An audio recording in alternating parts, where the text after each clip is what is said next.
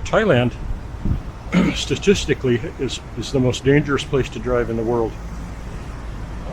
They used to say they were number 2, sometimes number 3, and then a group of independent researchers came in and took a hard look at their books and discovered Thailand had been cooking the books.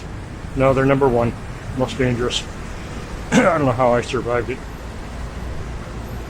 10 years, crisscrossed the country more times than I can count or remember. Cars, motorbikes, big motorbikes, little motorbikes, every kind of anything that had a wheel. And I had close calls almost every day. Just dumb luck that I lived. There's probably some skill in there, but in the end, it's dumb luck. It doesn't matter how skillful you are. If you're unlucky, you're unlucky. So anyway, in the Philippines, statistically it's not worse, but I swear it feels like it's worse. Crazy drivers. Just I don't know. I can't put my finger on it. You have to look at the books, figure out what causes the problems in the Philippines. I don't know what it is. Vietnam is the only country I've ever seen that's worse. I don't know, Cambodia was kind of bad also. Okay, so there was a guy, back to my original beginning of this thing, there was a guy years and years ago, his name was Robert Monroe. M-O-N-R-O-E, Bob Monroe. And he wrote 3 books. He wrote at least 3 books that I know of. And I read them very faithfully. Let's see, several times over. And the first one was called Journeys Out of the Body. Shit, made a mistake crossing over to this side. I don't like talking when there's people there. Try to get back on track here. Anyway, this guy, Robert Monroe, wrote these 3 books, and they're quite excellent.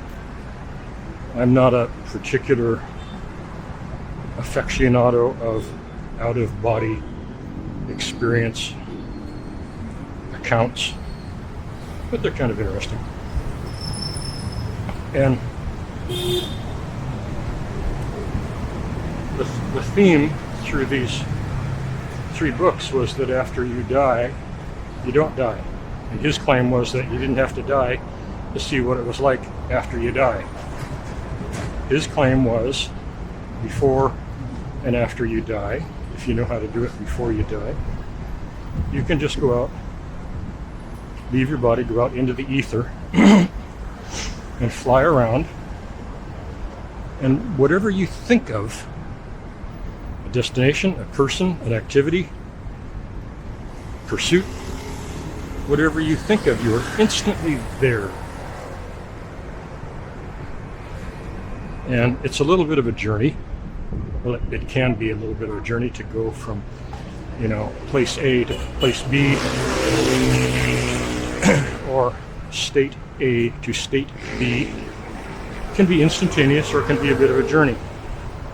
And I think it depends on just how you think about it at that instant. And he claimed that many times, as he had this notion to be somewhere other than where he was, whether it was another place or another state or state of being or whatever, he claimed that on his way to that place, things would come up to interrupt his journey. And might be an environment that he wasn't expecting. It might be, usually I think it was another being, an entity of some type. Being could be good or bad, or neutral or interesting or boring or violent or kind or anything. Could be anything. And he might choose to run away quickly,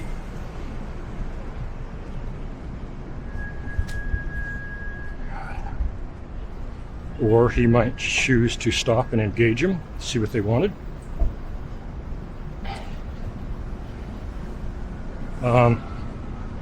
Might turn out to be a friend.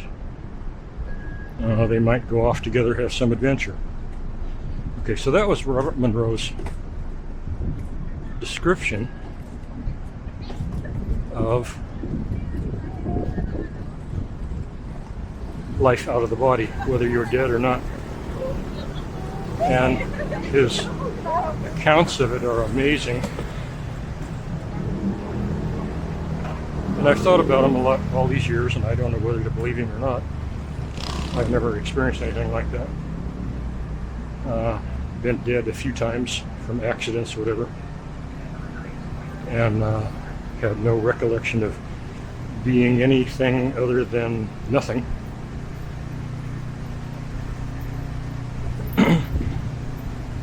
And so I was just musing about that on the way coming down on the lift out of my building to take this walk. God, it's hot. It's just too stinking hot. And I live on a high floor, so the lift has to pass by many levels to get to the ground. And as I was going down, it dawned on me that I was just on a journey. I had been somewhere, and now I was going to a new place.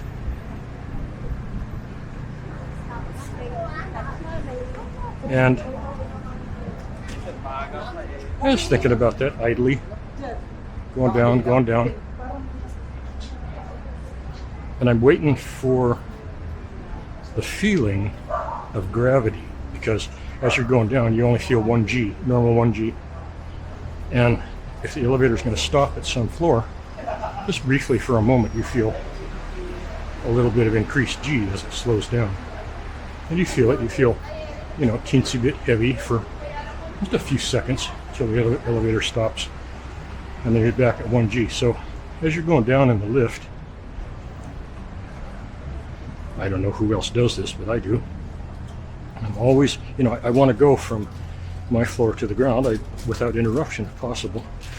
I just want to go. I just want to get there. And so I'm always waiting for a tiny little increase in gravity to signal somebody somewhere on some level. Hey, my friend. Oh, Jivi. Oh, you just murmuring. You just go. Yeah. Wait a minute. I have to finish. I have to finish talking. Only 1 minute, and I come back. Okay.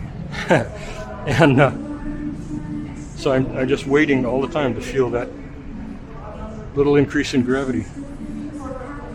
And when you feel it, that means that somebody else on some other level has pushed the button.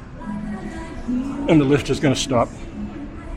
Door's going to open. Somebody's going to get in. They might be nice or mean or rude or violent, or might turn out to be a best friend. You don't know. But they have entered into your pathway of where you're going from point A to point B, or state A to state B. Someone else has entered into that path. And it just occurred to me that it's exactly what Monroe was talking about. That experience is in the physical world. His experience was in the ethereal world, in the ether. And it's exactly the same thing. It's two instances of exactly the same thing. And I'm just wondering how many other areas in life the two things can be applied to. But if you have any interest in that subject, go read his books. They're worth it. Buy them. And they'll change your life. You don't have to believe them. They'll just give you stuff to think about. Okay? We'll be done. Thank you. Now on to my friend.